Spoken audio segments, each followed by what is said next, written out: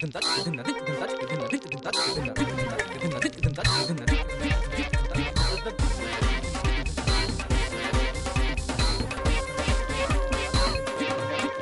علیکم خواتین و حضرات، پیش خدمت ہے حسب حال. میں ہوں آپ کا میزبان جنید سلیم اور شو میں میرا ساتھ دے رہی ہیں ناجیہ اور ہمارے بہت پیارے بہت عزیز عزیزی زندہ باد، عزیزی زندہ باد.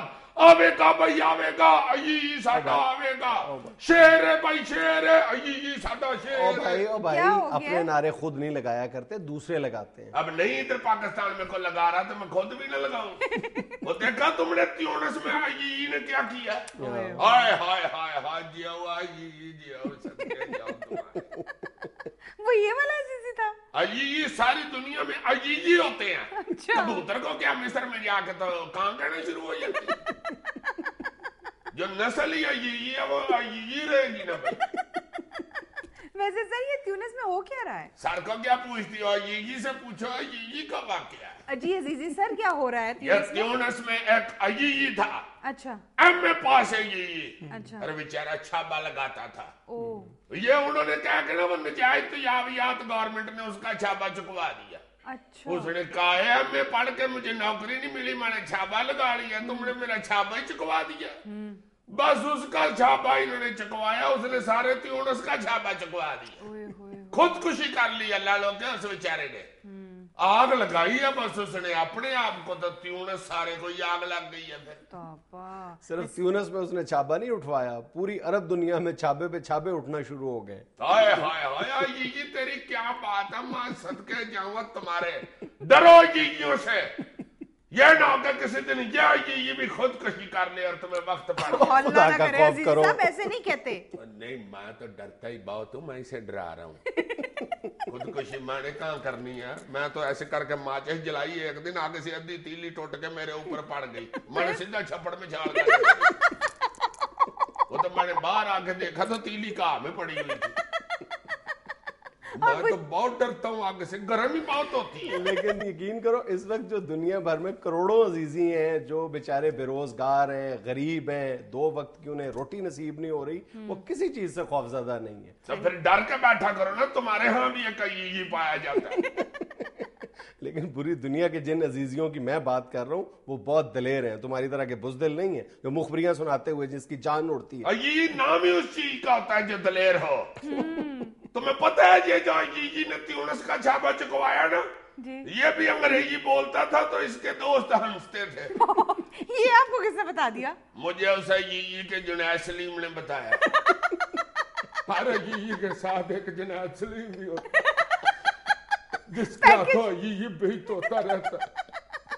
اور میرے بھائی دنیا کے جو کروڑوں عزیزی ہیں وہ جنید سلیم کے ہاتھوں بیست نہیں ہو رہے، وہ اپنی حکومت کے ہاتھوں جو ہیں وہ ذلیل و خوار ہو رہے ہیں. اور ان میں یہ اب اویئرنیس بڑھتی جا رہی ہے. بلکہ جس تیونس اور اس کا ذکر ہم کر رہے ہیں جو ایجپٹ میں اپرائزنگ ہوئی ہے اور یمن میں ہو رہی ہے، اردن میں ہو رہی ہے، سچی بات ہے میں تو یہ سمجھ رہا ہوں کہ یہ ان ملکوں میں انقلاب نہیں آ رہے.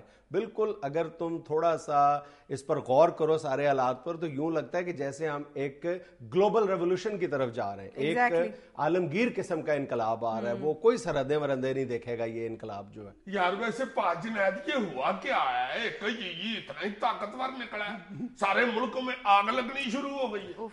ویسے میرے خیال میں اس ایک سوال کا جواب حاصل کرنے کے لیے نا اگر آپ کسی یونیورسٹی کے پولیٹیکل سائنس کے یا انٹرنیشنل ریلیشنز کے پروفیسر سے بات کرو گے تو اس کے پاس شاید اس کا جواب نہ ہو. لیکن ایک اس سوال کا جواب وہ شخص بہت آسانی کے ساتھ دے سکتا ہے جو 2-3 سال سے بے روزگار ہو یا 2-3 دن سے بھوکا ہو.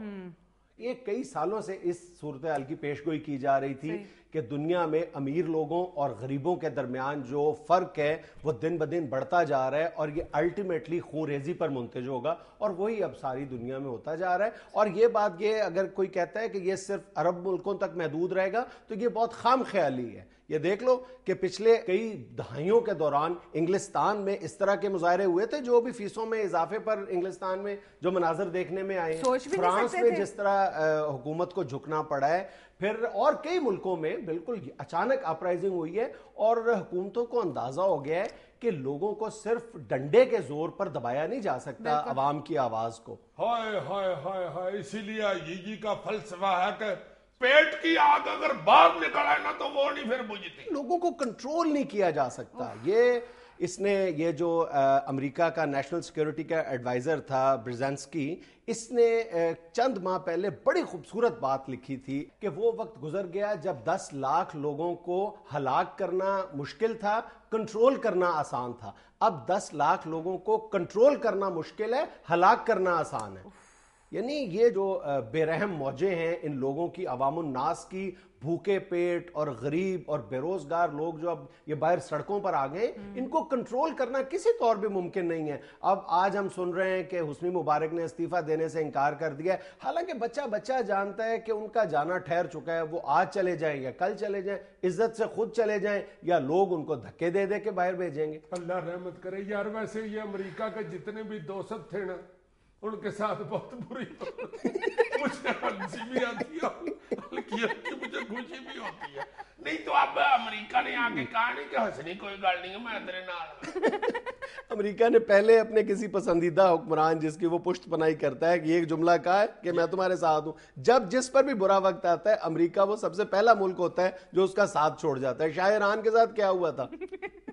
شاہ ایران کے بعد جب پہلے ایرانی پریزیڈنٹ تھے بنی صدر, انہوں نے اپنی کتاب مائی ٹرن ٹو سپیک میں لکھا ہے کہ ایرانی شہنشاہ اکثر یہ کہا کرتے تھے کہ مجھے یہ بات سمجھ نہیں آتی کہ میں اپنی یوتھ کو امریکہ پڑھنے کے لیے بھیجتا ہوں بڑے ایک جدید ماحول کے اندر, لیکن جب وہ ایران واپس آتے ہیں تو وہ انقلاب کے نعرے لگانے لگ جاتے ہیں اور میری جو مخالف تحریک ہے اس میں شامل ہو جاتے ہیں. میں طالبات کو باہر امریکہ پڑھنے کے لیے بھیجتا ہوں, بجائے یہ کہ وہ واپس آ کے ڈانس کلبز میں انجوائے کریں, وہ حجاب اوڑھ کر میرے خلاف نعرے لگانا شروع کر دیتی ہیں.